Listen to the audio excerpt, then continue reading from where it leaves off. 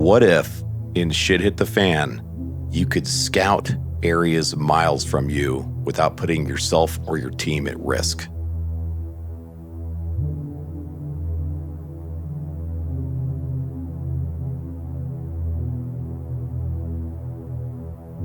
What if you could scout for water without leaving your home or your camp?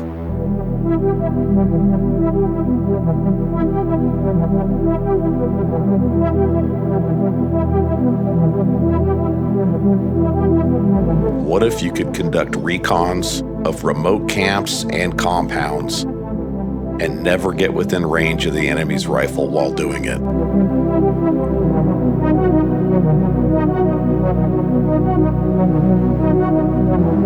What if you could find out where the game is without ever leaving your perimeter and spending all that time and calories looking for it?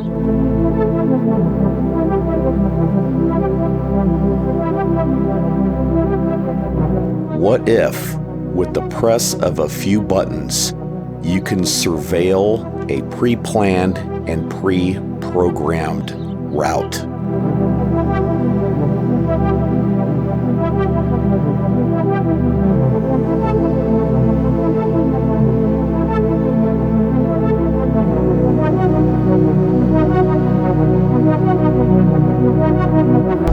I'm gonna get you, motherfuckers! I'm gonna get you! What if you could observe threats in real time from an amazing vantage point and relay information to your team?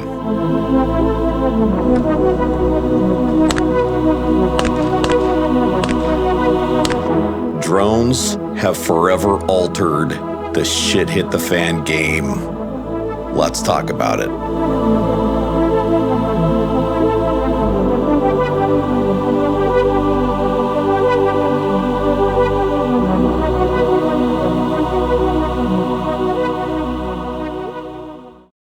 Well, if that intro didn't make you think twice about buying a drone for Shit Hit the Fan, maybe the rest of this video will. Because, dudes, I'm going to tell you, man, I didn't always think about it like this, but my perspective has completely changed regarding this tool. And at this point in time, I believe it is a part of the 80-20. And what is that again? It's that 20% of what we do and 20% of our kit produces 80% of the results. I think that just about every single group out there, just about everybody could benefit from having a tool like this. Now, before we go any further, though, guys, make sure you smash that like and subscribe button. And let me throw out a quick thanks to my patrons for helping me purchase this drone for the channel. Actually, they purchased it. And Q especially threw some extra ducats at it to make it happen ahead of schedule. So thanks a lot, guys. Also, I want to throw out some credit to Gasper. He's another one of my patrons. And the guy's just talking about drones like pretty regularly. He revisits it. He's a real thinker. And everything that was going on between Russia and Ukraine with the drones and the stuff that Gasper was saying kind of helped get my juices going in this old cranium of mine a little bit more about how I could use this as a tool other than just a filming device. And so that's kind of what led me to where I'm at about it right now. So thanks, Gasper. Let's get right after it, though, guys. What do we have here? What did I buy? This is a DJI Mini 4 Pro. It's one of the more expensive small drones, especially in the... It's not actually that expensive itself. It's the packet that I bought. It includes all this extra stuff I'm going to show you that made it expensive. So it was about $1,000. And I got this, like I said, to film. And this particular drone has a lot of features that enable me to like set waypoints and just kind of automate it. I can have it follow me around. Makes it easier for me to film these shots by myself. So that was the intended use for me. Anyways, the kit came with the drone itself, which you guys can see is small, right? I have a large hand. Look, there's a White Claw for scale. It came in a bag right here with plenty of room. Some extra props. The remote. I think this is called the RC2. The handle, the little knobs are in the back here, and it's got some antennas and stuff like that. And it also came with a charging pack. Now, the drone itself has been surprisingly durable. I actually crashed it into some power lines despite the fact that it has obstacle avoidance. See all these little cameras on here? They look around, there's some up there, and they see things, and they go, I'm not going to let you fly me that direction unless you have it on sport mode. And I crashed it into some power lines, broke a couple of props, and it still flew, and I couldn't tell in the controls that I had even damaged it. So, fairly durable. I've had it out in some sleet and mild rain, and nothing bad has happened to it. And I've had it in a lot of wind, and that's another thing about this drone. It's really surprised me how much it's bucked the wind. The remote. Why did I go with this over one of the cheaper remotes that you can like put a cell phone on and use the cell phone screen? Well, if you have a cell phone on you guys, they can basically track you no matter where you are, even if you have the damn thing turned off, pretty much, right? Whereas this thing, I just turn the Wi-Fi off and you're not tracking me. So I feel that that's a benefit. Also, really big, nice, super high definition screen. And so this is the way I went. You don't have to go this way. It's really easy, though, to control this thing and all the buttons and the rollers and everything you have. You can really just like get that drone dialed in. The charging station has, it's chargeable by USB-C, just like the remote. And it's got this button here. You can push this and it'll show you how charged up your batteries are. And the drone comes with 3 50 watt-hour batteries, which is going to be important because we're going to talk about charging this thing with solar. Because when shit hit the fan, man, the grid's out, right? I know somebody in the beginning of the video was like, this guy's an idiot. He doesn't know the grid's going to go down and shit hit the fan. Yeah, of course I know the grid's going to go down, man. So we'll talk about solar panels. Now, this whole kit here, bag included, came in just under 3 pounds. But the bag itself was 12.5 ounces. So depending on your situation, let's say you're going to bug out with a rucksack, you could ditch the bag and just put the drone and the rest of the contents in your rucksack and save yourself that extra 3/4 pound. Now, like I was telling you guys, I got this thing to film, and then this thing happened where I had this guy in a white truck pull over kind of near the ranch and get out, and through a scope, a low power scope, it looked like he was either casing us with binos or looking through a scope at us. And I mean, he was doing something. He was on the far side of his truck hood and was leaning over. And right then I was like, I should launch that drone, man. So I ran outside with the drone. I launched it. Takes only a few minutes. And I flew it over there. And it's probably about 500 yards away where he was parked. I'll show you on some video. There's like a little bit of a Y when you come into the ranch. And usually people will stop there and drop a side-by-side and go up into national forest. But this guy was up to something else. Anyways, I started looking at him, and I'd show you the footage, but I wasn't filming it. And he was just leaning on his hood and taking a cell phone call. So nothing big, but that moment right there changed my thought process regarding these drones. And this one began to do double duty as both a security tool and a filming tool. Now, how far will this thing actually go? Well, the very first clip in this video is me flying it from the house out to a cattle pond over 2 miles away. And this remote apparently will transmit up to 20 kilometers. It's just that this drone can't do 20 kilometers, but DJI has others. You might want to look at those instead if you got money burning a hole in your pocket. So I've used this drone at this point to scout the surrounding areas. If I camp somewhere, I will get the drone up, I will launch it, I will fly it around, and I will just see what's out there. I have found game with it. I've checked on the cows with it a lot of times. I've checked on our solar well to make sure that the water's all working the way it's supposed to work. Another thing I've done that I really like about this drone is that you can plot courses in it and save them in the remote. And so I've done that. To me, there's kind of two areas of concern near the ranch. One is the why.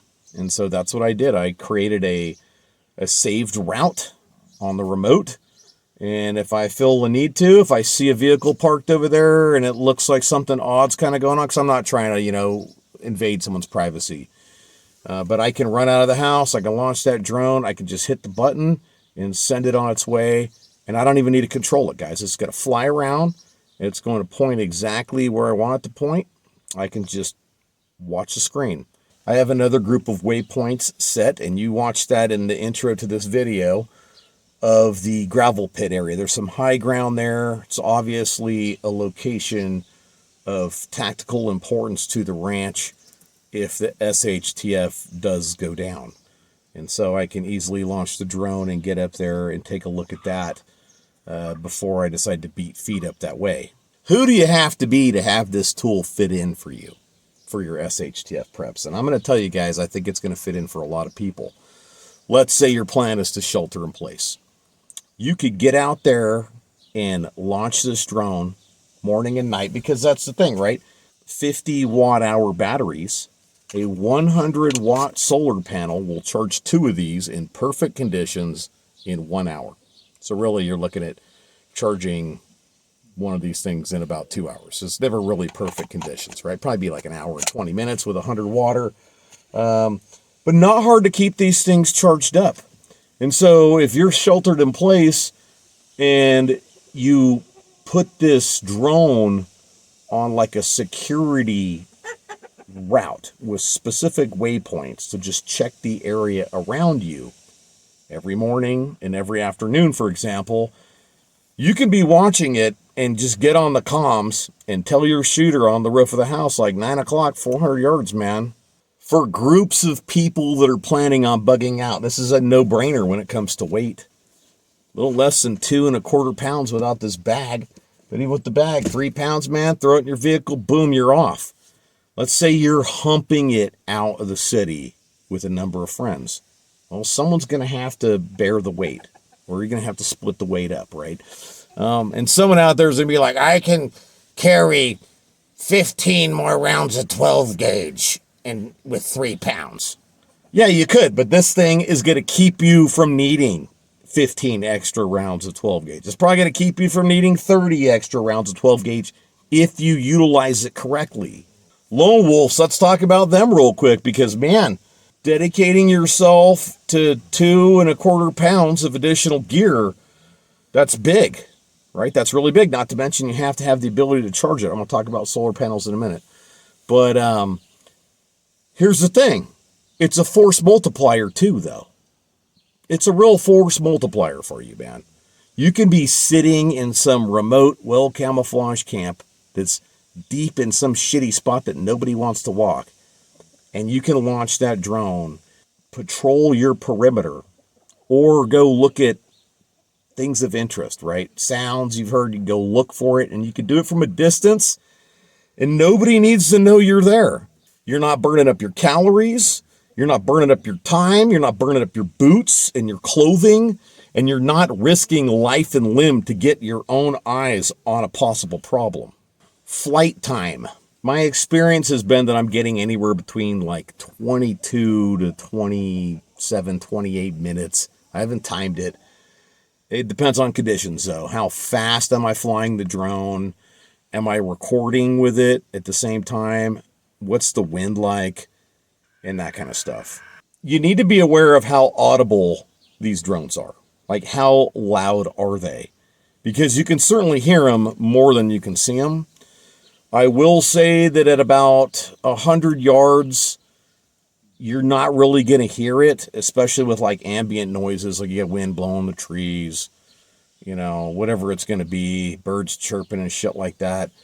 You're not really going to hear it at 100 yards unless it's flying fairly fast and doing some kind of, maneuvers and stuff like that. Like if it's just hovering or it's just kind of slowly like circling you, you're not going to hear it, man. If the drone is moving a lot faster, you can probably hear them out to about 500 feet. So obviously the name of the game and shit hit the fan would be to not be hauling ass everywhere. I mean, this thing will do up to like 36 miles an hour in sport mode. But yeah, the name of the game and shit hit the fan, slow and smooth so they can't hear you. When it comes to the drone being visible, because I know someone else is like, I'm just going to shoot it down with a shotgun. Yeah, if it gets within like 60, 70 yards and you got the right choke and the right load. But there's no reason to get it that close, man. I could see you from 300 feet away, 100 yards, no problem, and you're not even going to know it's there. And does it have to be a shotgun to shoot a drone down? No, we've seen the Ukrainians shoot Russian drones down with semi-automatic rifles, but they're much bigger. This thing is little, dudes. It's tiny, man. So when shit hit the fan, just don't get your drone within shotgun range. Solar charging is obviously going to be a must to keep these 50 watt-hour batteries charged up. Now, here's the way this basically works, right, dudes? If we're going to do the math on it real quick. Let's say you have a 40-watt solar panel that can charge a USB-C. You set that baby up, point it directly at the sun, plug this in, it's going to start charging these batteries. Now, let's say it's running optimally, this solar panel. 40 watts, directly facing the sun. It's got no dust on it, yada, yada. There's no grass in the way or any shit like that. It's going to take an hour and 15 minutes to charge one battery. But most of the time, it's not going to be running at an optimal level. So you can expect about 2 hours to charge one battery. Now, what does that mean? That means that if you've got good sun where you are, you can easily launch this drone twice a day, no sweat, and get the batteries charged back up before nightfall. That means you get roughly 44 to 56 minutes of recon patrolling flight time every single day from an amazing vantage point in a tool that nobody is going to shoot down. Because you're not going to be stupid and you're not going to fly it within shotgun range. 2 of the solar panels I was looking at on Amazon that I'm thinking about purchasing for my drone to keep it charged. One is an Anker Solix 30 watt, if I remember correctly. It can charge 2 things. It comes in at 2.2 pounds, so you're looking at effectively doubling the weight of this drone. Right now you've got 4.4 pounds of additional gear as opposed to 2.2 pounds of additional gear, and that's without the bag. The other one I was looking at is the Jackery 40 watt panel, which is 2.6 pounds. And yes, it's a little heavier, but that extra 10 watts, man, that's a good improvement over 30 watts. And it's worth the wait, right? You're getting like 0.4 additional pounds for 33% more effective solar panel when it comes to charging ability. Another piece of kit that can kind of pimp out your drone would be a Faraday bag. I was just looking at one, a Faraday Dry Bag on Amazon, and they're like $46 or something like that. 15-liter size bag. That'll easily fit all these drone components and some other electronic components as well if you need to stick those in a Faraday bag. But do you think we're going to get EMP'd? If you do, you should have some Faraday protection, guys. If you don't, then don't worry about it.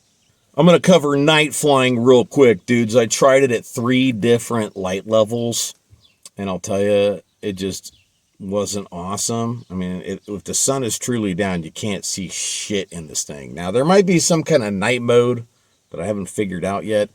I'm still pretty new to this drone. But I'm going to say that for the most part, night flying is probably going to be a no-go for a drone at this level. Unless, let's say, you saw a camp that you're a little bit worried about, and while you were checking it out, you programmed in some waypoints, like we were talking about earlier, right? And then you could launch it at night. It'll go automatically to those waypoints, and if they've got any campfire, any lights set up, because they're running a generator because they're stupid and they think that gas is freaking just infinite, then you might be able to get a good look at what they're doing in the nighttime, and then you can just tell your drone to return home and it'll fly right back and land. Now, there are some lights on the drone when you launch it at night drone. But from what I've seen, they turn off after you like kind of get away from your home area. Ranger hates this. I don't know if they turn back on if you're like hovering somewhere and stuff like that, because I just haven't done a lot of night flying. But you can always take some electrical tape and just tape those lights up if you had to. Carrying capacity for drones.